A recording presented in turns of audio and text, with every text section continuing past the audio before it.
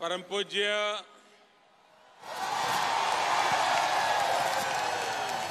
गुरुदेव श्री श्री रविशंकर जी,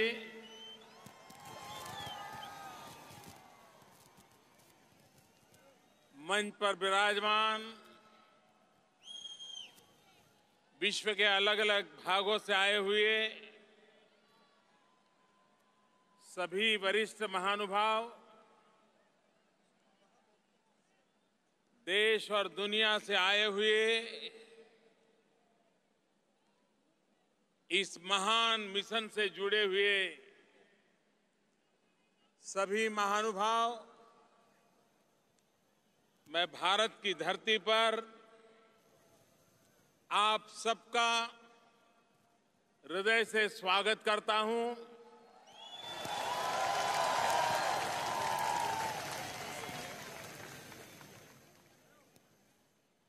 भारत कितनी विविधताओं से भरा हुआ है, विश्व को देने के लिए भारत के पास क्या कुछ नहीं है।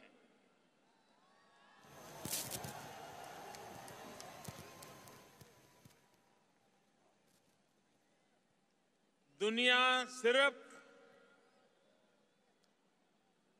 आर्थिक हितों से ही जुड़ी हुई ऐसा नहीं है।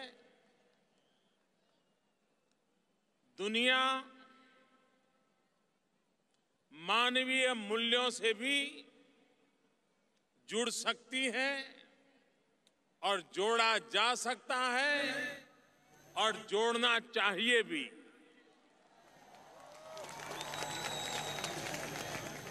भारत के पास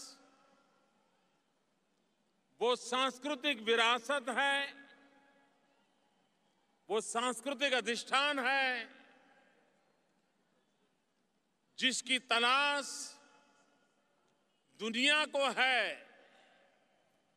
हम दुनिया की उस आवश्यकताओं को कुछ न कुछ मात्रा में, किसी न किसी रूप में हम परिपूर्ण कर सकते हैं, लेकिन ये तब हो सकता है जब हमें हमारी इस महान विरासत पर गर्व हो, अभिमान हो।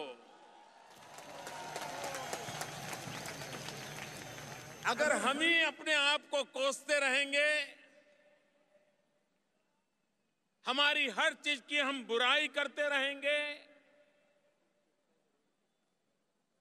तो दुनिया हमारी ओर क्यों देखेगी। मैं श्रीमान श्री श्री रविशंकर जी का इस बात के लिए अभिनंदन करता हूं कि 35 साल से छोटे से कार्यकाल का ये मिशन दुनिया के 150 से ज्यादा देशों में इसी ताकत के भरोसे आप फैल चुका है, उन देशों को अपना कर चुका है।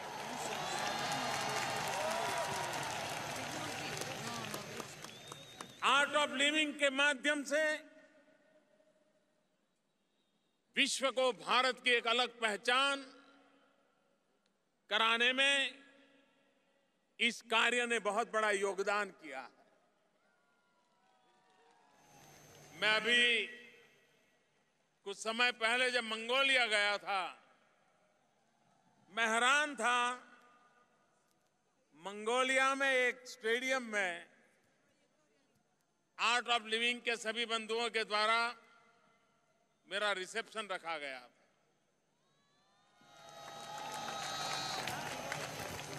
उसमें भारतीय तो बहुत कम थे, पूरा स्टेडियम मंगोलियन नागरिकों से भरा हुआ था और उन्होंने भारत का तिरंगा झंडा हाथ में लेकर के जिस प्रकार से भारतीय संस्कृति का परिचय करवाया, ये अपने आप में बहुत ही प्रेरक था। जहां पर राजशक्ति और राजसत्ता की पहुंच नहीं होती है, ऐसे स्थानों पर भी अंतर्राष्ट्रीय संबंधों में सॉफ्ट पावर एक बहुत बड़ी अहम भूमिका अदा करता है। आज हम एक ऐसे कुंभ मेले का दर्शन कर रहे हैं, ये कला का कुंभ मेला है।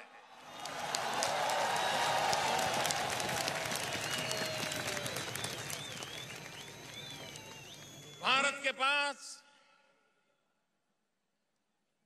ऐसी समृद्धि थी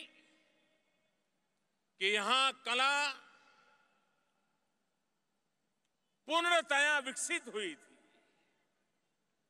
ये धरती ऐसी है जहां हर पहर का संगीत अलग है।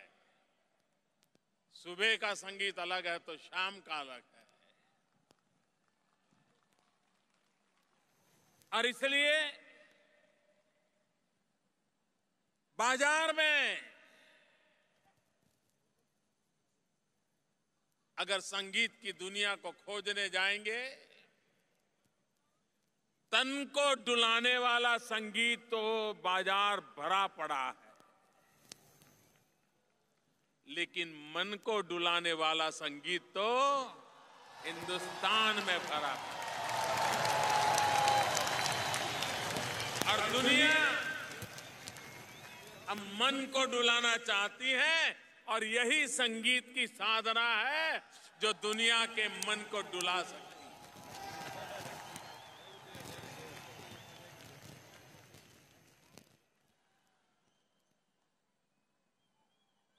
जब कला के द्वारा किसी देश को देखा जाता है तो इस देश की अंतर्भूत ताकत को पहचाना जाता है। आज विश्व भारत की कला की शक्ति और कला साधना सदियों से करते आए हुए लोग आज विश्व को एक अनमोल भेंट दे रहे हैं। ऐसे अवसर पर ये समारोह प्रकृति ने भी कसौटी करी, लेकिन यही तो आर्ट ऑफ लिविंग है।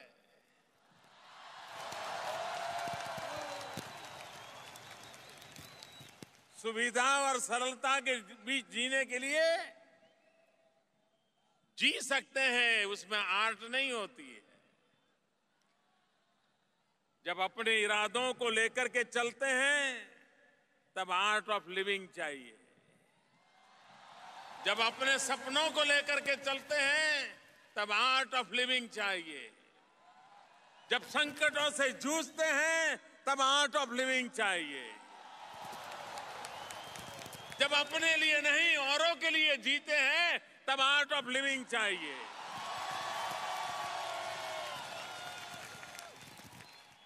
जब स्व से समष्टि की यात्रा करते हैं तब आर्ट ऑफ लिविंग चाहिए। जब मैं से छूट करके हम की ओर चलते हैं तब आर्ट ऑफ लिविंग चाहिए।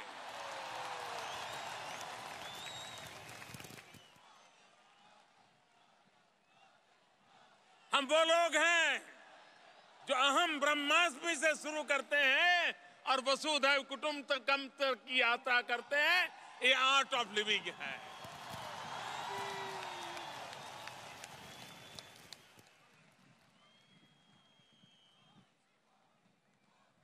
हम वो लोग हैं जिन्होंने उपनिषद से उपग्रह तक की यात्राएं की है, और यही जीवन जीने की कला हमारे ऋषियों ने, मुनियों ने, ज्ञानियों ने, तपस्वियों ने हमें विरासत में दी है। संकटों से जूझ रहा मानव, वैयक्तिक जीवन में समस्याओं से जूझ रहा मानवी, भारत की पारिवारिक संस्था, परिवार, फैमिली, ये ऐसी धरोहर हमारी दुनिया जब जानती हो तो उसको अचरज होता है। हमने ये कला सीखी है, सदियों से सीखी है। लेकिन अगर उसमें खरोंच आ रही है तो उसको फिर से ठीक ठाक करने की आवश्यकता है। और मैं श्री श्री रविशंकर जी के माध्यम से ये जो काम चल रहा है इसे अभिनंदन करता हूं, बहुत बहुत शुभकामनाएं देता हूं और सभी कलाकारों को, सभी साधकों को, सभी आर्ट ऑफ लिविंग के कार्यकर्ताओं को इस भव्य समारोह के द्वारा भारत की एक विशिष्ट छवि विश्व के सामने पहुंचाने के लिए बहुत बहुत बधाई देता हूं। धन्यवाद।